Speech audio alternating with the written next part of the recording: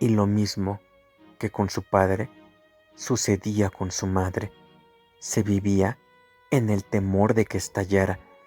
Como decía Herschel, era peor que papá hasta cierto punto, porque papá se paraba en seco y te daba un mamporro si decías algo equivocado, pero la pobre mamá se estremecía y temblaba como si se estuviera meando encima y luego se echaba a llorar, de manera que te sentías fatal y querías salir corriendo de allí y no parar de correr.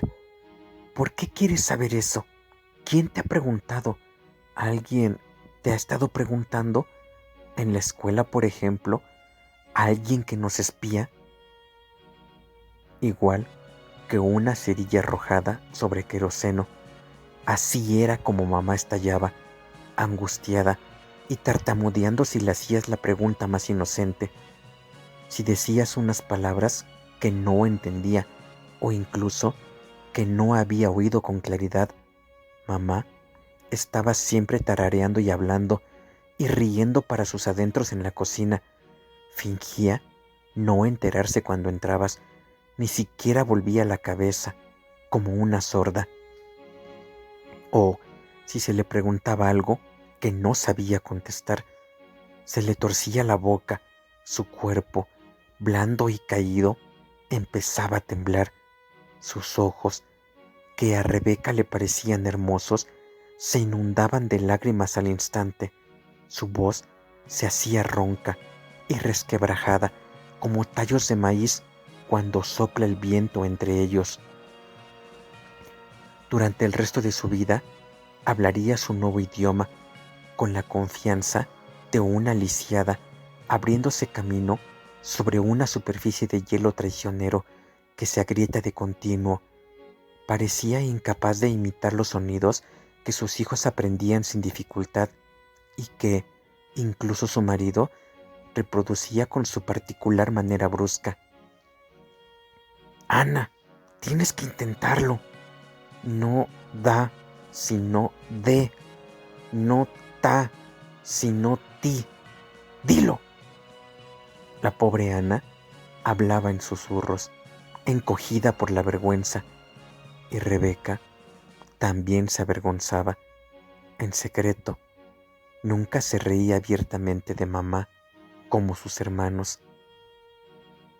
Había tiendas en Milburn, la de comestibles, por ejemplo, y la farmacia, incluso Woolworths, donde Anna Schwartz no se atrevía a hablar y entregaba en silencio listas escritas con letra de imprenta por Jacob Schwartz. Al principio, porque después era Rebeca quien preparaba las listas, de manera que no se produjeran malentendidos. De todos modos, los malentendidos se producían.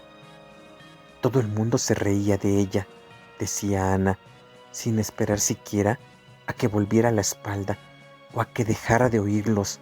La llamaban señora Schwartz, señora Schwartz, señora Schwartz, hasta señora Wartz.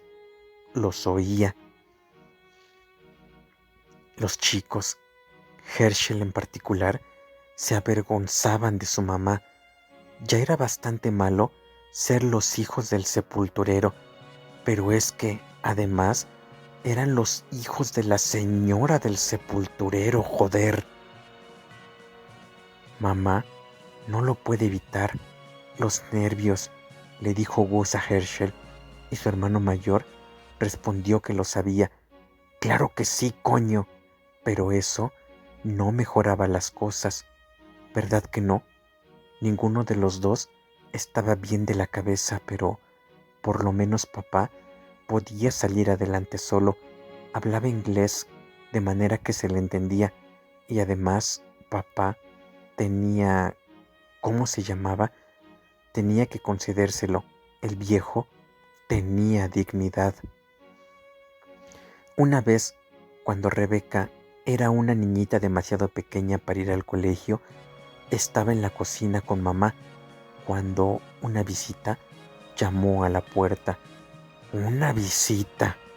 Una mujer de mediana edad, con caderas y muslos demasiado marcados, rostro colorado como si se lo hubiera frotado con un trapo y la cabeza cubierta con un pañuelo de algodón.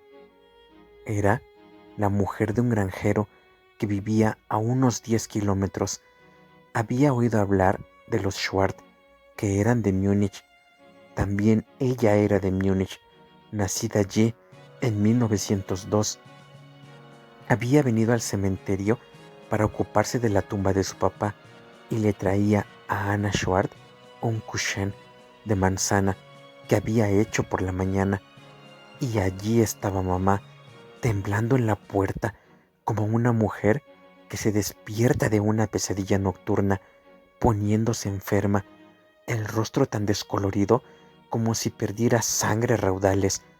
Parpadeaba muy deprisa, los ojos inundados de lágrimas. Dijo, entre tartamudeos, que estaba ocupada, que estaba muy ocupada. Rebeca oyó que la visita se dirigía a mamá en una extraña lengua muy áspera, pero de manera cordial, como si fuesen hermanas, y las palabras le salían demasiado de la boca para Rebeca. Oyó Sie, Haben, Nasherhaf, pero mamá le dio a la mujer con la puerta en las narices. Luego se fue dando traspiés hasta el dormitorio de atrás y cerró también aquella puerta. Durante el resto de la tarde permaneció escondida en el dormitorio. Rebeca, asustada, sin poder entrar, oía el crujir de los muelles del somier. También oía a su mamá hablar, pelearse con alguien en aquel idioma prohibido. Mamá. Rebeca se tapó la boca con la mano para evitar que se la oyera. Deseaba desesperadamente estar con Ana. Quería abrazarla, porque a veces mamá lo aceptaba, a veces mamá tarareaba y cantaba junto a la camita de Rebeca. A veces, cuando le hacía las trenzas, le soplaba en los oídos o en los mechoncitos de la nuca para hacerle cosquillas, solo un poquito. No como Herschel, que era tan bruto cuando hacía cosquillas. Anhelaba incluso respirar el olor a sudor de mamá que se mezclaba con el de las grasas de cocinar y la peste del queroseno. Solo después del crepúsculo reapareció Ana, la cara lavada y el pelo en trenzas muy apretadas y recogidas alrededor de la cabeza de una manera que hacía pensar a Rebeca en las crías de serpiente que a veces era posible ver entrelazadas en la hierba cuando hacía frío, heladas y moviéndose muy despacio. Mamá se había cerrado el cuello del vestido antes desabrochado. Sus ojos, vagamente enrojecidos, parpadearon varias veces al mirar a Rebeca. Con un ronco susurro le dijo que no se lo contara a papá, que no le contara que una persona se había presentado aquel día en su casa.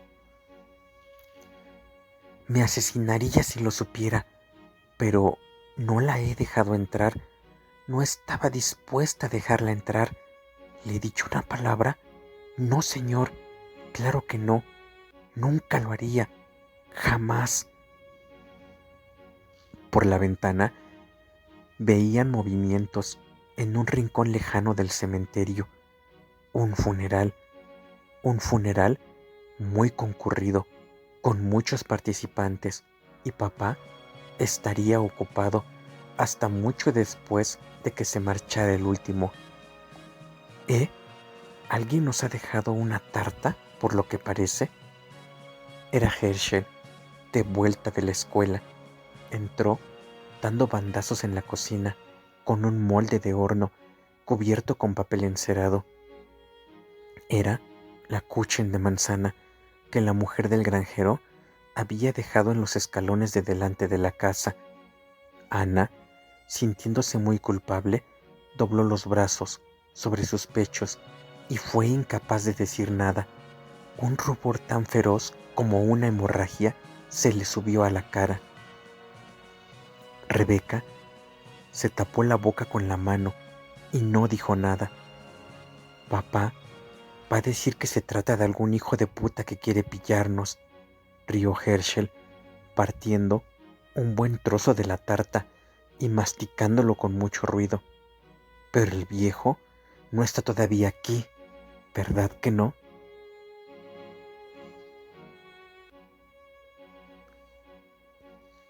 Capítulo 10.